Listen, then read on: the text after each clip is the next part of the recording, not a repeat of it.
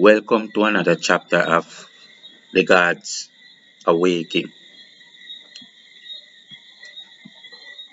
If a young person makes a mistake, let him go deep within, let him search himself and take time to pay and heal. The karmic cannot receive that blessing. He will err to the day of his time on earth, up to his old age, and he will leave this earth without gathering a farthing of treasure. Then how will he fare in the life to come? People that pray to God, doing all that will offend God, will at the last minute, before facing God, realize that they became the enemies of God. We understand the dimensions and dynamics involved with the definition of God in perspective. Do I believe that this definition will bring more value to clarity? I know that it will help someone to become clairvoyant. Someone will smile and be healed, and this healing will bring him face to face with his eternal being. He will no longer be in doubt about the span of his life. In order to see your God, you have no further to go than within. Many think that if God were in you, then God would be powerless. It is because you have come to put lesser values on what you are. You must go within, find this God, then reclaim and be this God. Then you will have from now to eternity to connect with and empower God in you. Understand that if you make a loop with thumb and middle finger, all infinity is right between this loop. Infinity will not be limited to any degree. Therefore, all of God is in you. You must find it from within. God internal, man divine. I told you already, one single man's value is of absolute same as that of the universe. The ultimate measure of both weights cannot be any different. The entire value of infinity is in the individual. So someone will look at me and declare, "You are an atheist." But I will correct him and say, "No, I am just as I should be, an honest human who will not try to dictate or impose his will upon others. I will not imagine something and then try to arrogate that upon another, even to the degree of insulting the other person's integrity. See, I speak my words, agree or not. No, God is going to punish you if you do not believe me. I am only confident that why you will discover who you are by listening to me. That's what you will discover while you listen. Yet it matters not if you believe me or not. We are here to split the paths. Go the way of the sociopaths or listen to the empaths. There are two paths before you at the crossroad, the sociopaths and the empaths, the lovers of life and the doers of evil. We are here to give the mirror to the good and to the bad. Religious people are under permanent hypnotic spells that they will not see the simple things before their eyes. A Christian will go to school, and within that 5 hours of the day, the word believe will be understood in its correct way as a mere presumption. To believe is not certain knowledge, but it will be useful sometimes to presume for argument's sake, to at least use as a foundation to create hypothetical scenarios for finding the truth. As soon as higher intelligence comes along, beliefs should upgrade, and when the certain knowledge comes, tested and proven, this presumption must certainly be expelled. In the Christian way, it is not so. They think that when you believe, it must automatically be as true and even more certain than proven science in your mind. You must stagnate at this unproven truth, and even As higher principles come along, you must not blaspheme that redundant folly of a belief. Even when the scientifically proven knowledge appears, you must condemn it to hold on to that folly of a belief. For if otherwise, God's feelings will be hurt, and you don't want to see when he gets mad, jealous, and wicked, striking all sorts of lightning and burning people with fires all over the place. So, even if you are right, proving this doctrine wrong, it will still be blasphemy to have the audacity to perfectly question and correct a lie if God was the one that told it. If he is wrong, you think, just go along with the lie and help to tell it, for God says so. But the reason why they know that God said so is because someone else told them that God said so. Or they say they found it in a book, and the book is authorized by the fact that it is blasphemy to question it. The book is authorized by the fact that it is blasphemy to question it, and that holy men said it is true. As far as they believe, no science and no truth can counter that quite logical argument.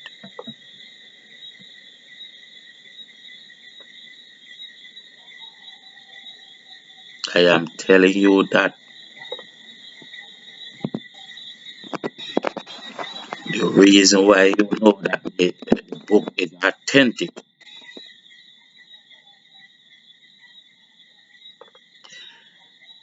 is because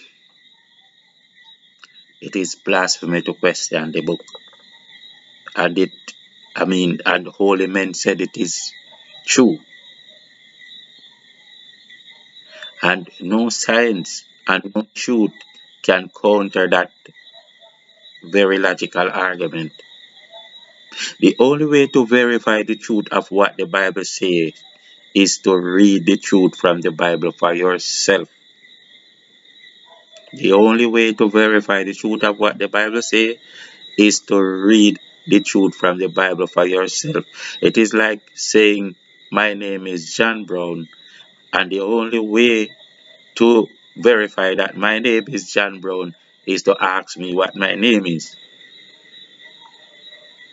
But whatever other books you have, it is always prudent to remember that your books cannot validate themselves. Tell the preacher you want to validate your book by a scripture from your book, and he will recommend you to a psychiatrist.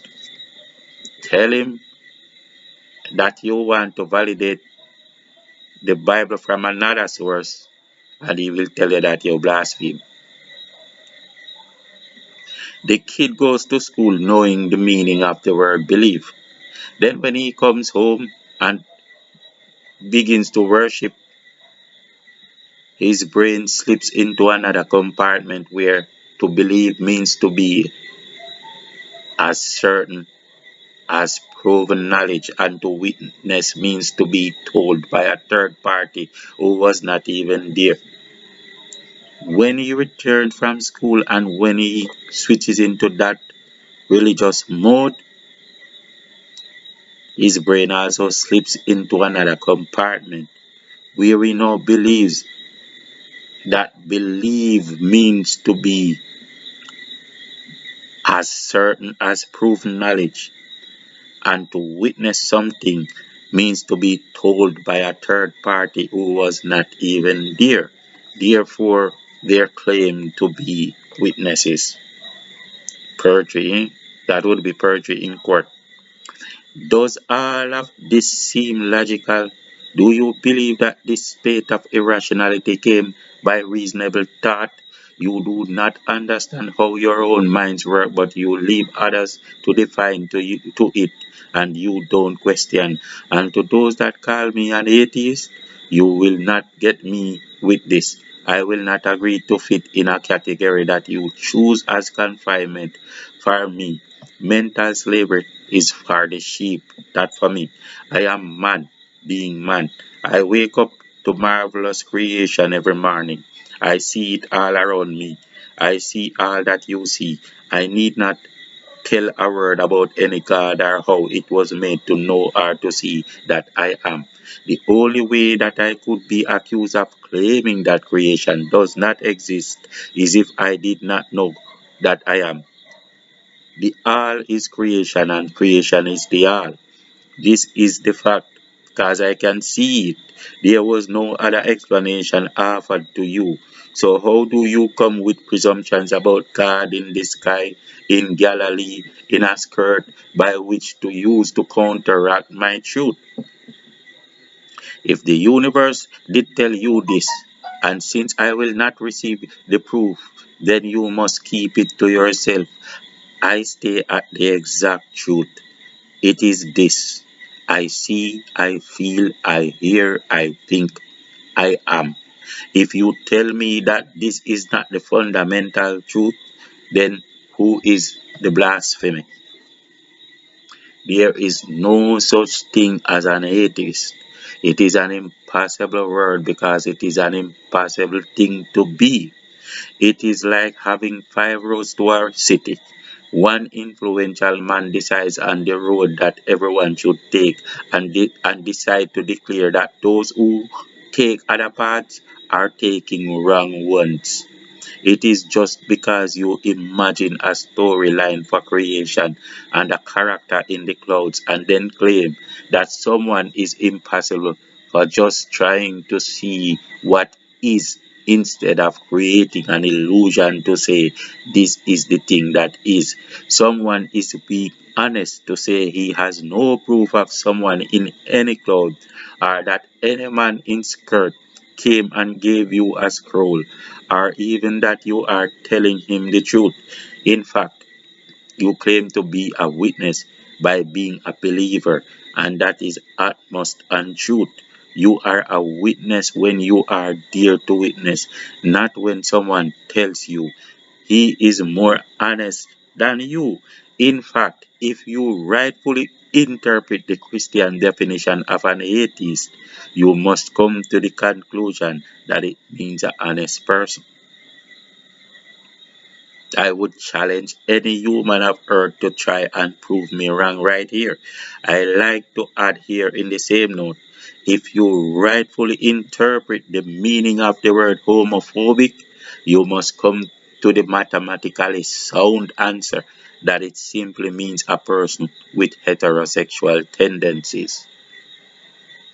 What is wrong with being heterosexual? People, you are being duped by things that are not straight. And not only are the evidence clear, but even the one who is tricking you mocks you in the face by dangling the truth before your eyes. Like, I want to ask you a question. What do you mean when you refer to a person as straight? But why call him straight and then deny him the praises?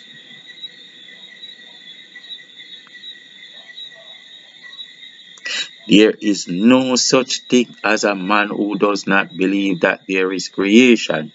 There are many people who do not believe in God, but all of them know creation, know that they exist, and know that there is source. This means that they are not removed from the intrinsic source, which is with creation. If you substitute the word God for the word creation to turn the all into a single persona, then you will have controversies with sun beings like ourselves. For we know that you do it to create a spell to make humans detach from the intrinsic.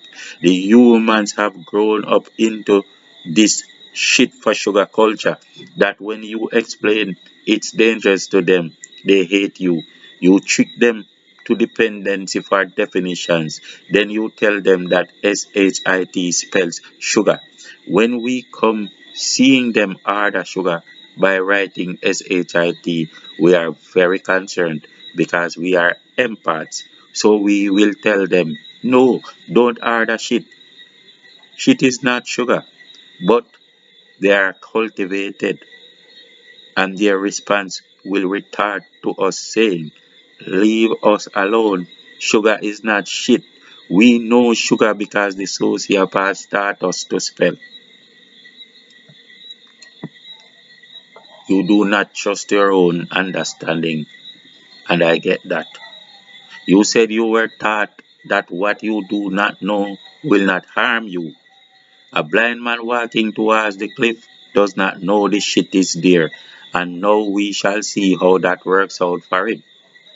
No one, including the Christian, would know nothing more than the obvious. Void of experience, the one who tells you who created what, when, and where, plus what his name is, will be clearly lying as fuck. In 2022, it should be hard to fool anyone, but it is not. Every time a Christian uses the word atheist, he speaks out of his butthole. Everyone is a witness to marvelous creation, and him not seeing things your way does not mean that he does not see things.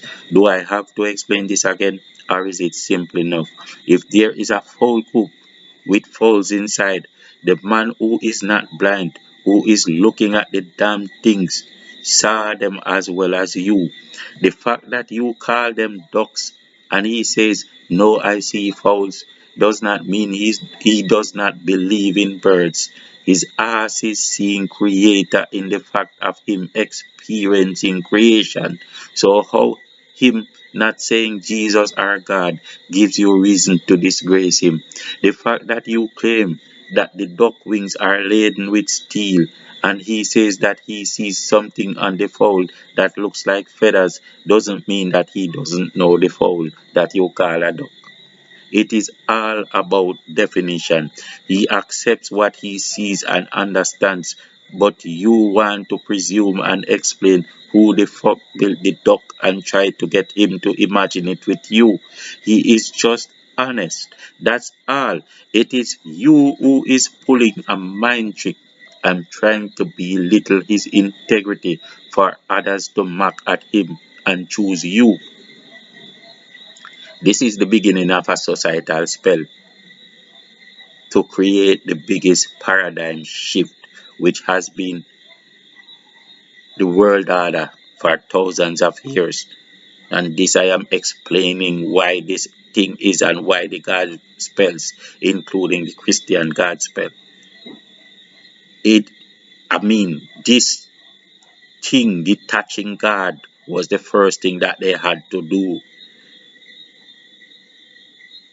It was a new kind of normal. And I am happy that I can use the exact same words that would have been used at that time, but not by the populace because it was more of a esoteric design then. This is the beginning of a societal spell to create the biggest paradigm shift which has been the world order for thousands of years, and it will be expected to continue going forward. But there's a breach on the divine plane, and as I said, things will change. It is first to let them give up their gods. Once you give up your God internal and become isolated, you will be brought to captivity. Even when the Bible tell you about the children of Israel giving up God, Israel simple, whatever they tell you that the word Israel means, the word Israel means a people visited by God, a people that has God, which means that God is in them, right? No, the all the sayings in the Bible are tell you about people suffer because they give up God. Is God internal, man divine. They allow God to be detached from the intrinsic. God internal, man divine. So when he takes God out of him, that's where the problem came. And as I said, once you give up your God and become isolated, you will be brought to captivity. They can only become your God when you detach from God. And then they can find Him outside of you and be His mediator to you. By being His mediator, they become Him to you. By being God's mediator to you, they become God to you. By this, they will own your very soul. You cannot just buy the souls of men with cash. You can buy a car with cash. You can buy a dog with cash. Not the souls of man. The souls of man is something you have to extract. And the way to extract it is to detach from God. To detach a man from God is to sell him an illusion. It's only by sorcery can you do this. You cannot take the soul of man by putting him in shackles. You have to literally extract it. I keep repeating. And this God spell is an extraction of God from within. This I am telling you. Do you want someone to come and challenge me? I can prove this. There is no possible way to worship any God outside of you without committing idolatry. You must extract it with witchcraft. This will take some amount of explaining to become clearly evident in some minds. Keep up with this series and it will come at some point. Also, you can contribute to this work by simply pressing the like button and hitting the subscription icon. It is free to do, but it is a great gift to my effort. People, if you feel like I put words together in a way that makes it difficult, please bear with me. Take it one video at a time and you can always rewind, listen, and think about it. There are naturally valid reasons why the way I choose my words might at times seem confusing or complicated. Sometimes I want to avoid certain suggestions that will come with the other word or with um, the combinations of word that I can find in the language. It's a subtle thing, but it's not a thing that I want you to worry about. We will leave it at that for today, though.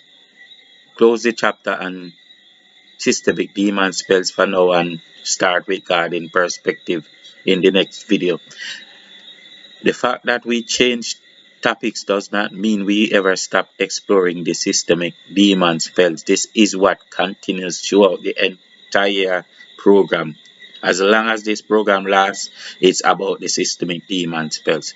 We simply use the titles to highlight the points that are most dominant in the moment.